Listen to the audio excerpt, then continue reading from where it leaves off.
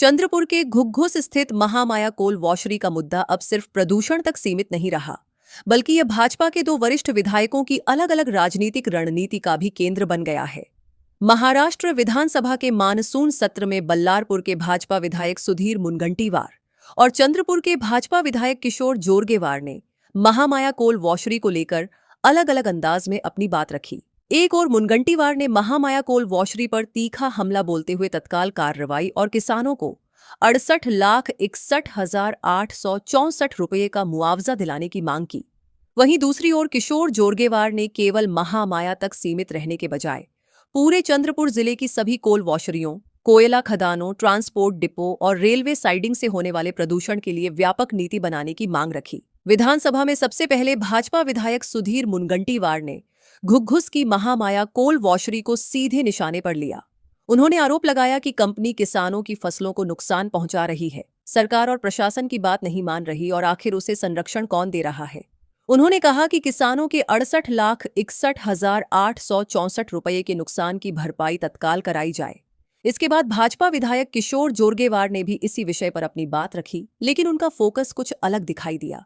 उन्होंने मंत्री पंकजा मुंडे के दौरे का स्वागत किया, साथ ही यह नाराजगी भी जताई कि उन्हें दौरे की सूचना तक नहीं दी गई। इसके बाद उन्होंने कहा कि केवल महामाया कोल वॉशरी ही नहीं, बल्कि जिले की अन्य बड़ी कोल वॉशरियां, कोयला खदानें, कोल ट्रांसपोर्ट डिपो और रेलवे साइडिंग भी प्रदूषण फैला रही हैं। इसलिए सरकार को पूरे जिले के लिए एक समान नीति बनानी चाहिए ताकि सभी प्रभावित किसानों को न्याय मिल सके। दोनों नेताओं के भाषणों के बाद मंत्री पंकजा मुंडे ने सदन में बड़ा ऐलान किया।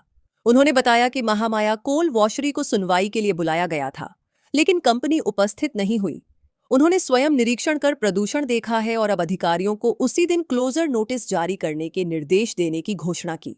महामाया कोल वॉशरी का मुद्दा विधानसभा में भाजपा के भीतर दो अलग अलग राजनीतिक दृष्टिकोण को सामने लाता दिखाई दिया। सुधीर मुनगंटीवार ने पूरे मामले को महामाया कोल वॉशरी और किसानों के नुकसान तक केंद्रित रखा। उनका पूरा जोर तत्काल कार्रवाई, कंपनी की जवाबदेही और किसानों को मुआवजा दिलाने पर था। दूसरी ओर किशोर जोरगेवार ने इस मुद्दे का दायरा बढ़ाते हुए कहा कि यदि कार्रवाई करनी है तो केवल एक कंपनी पर नहीं, बल्कि पूरे कोयला उद्योग से जुड़े प्रदूषण पर समान नीति बननी चाहिए।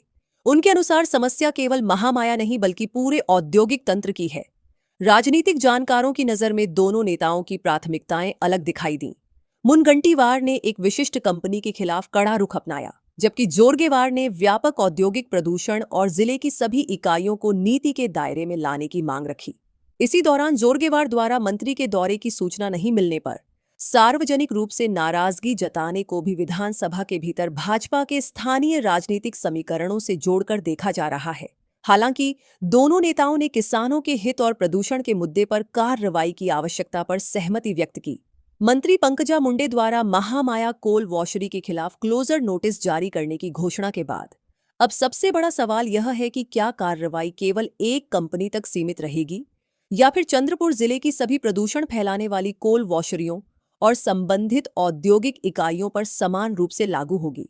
विधानसभा में उठी यह बहस अब केवल प्रदूषण का मुद्दा नहीं रही, बल्कि चंद्रपुर की भाजपा राजनीति के बदलते समीकरणों की भी चर्चा बन गई है। अब सबकी नजर इस बात पर होगी कि सरकार की कार्रवाई सिर्फ महामाया कोल वॉशरी तक सीमित रहती है या पूरे कोयला उद्योग पर समान नीति लागू करती है।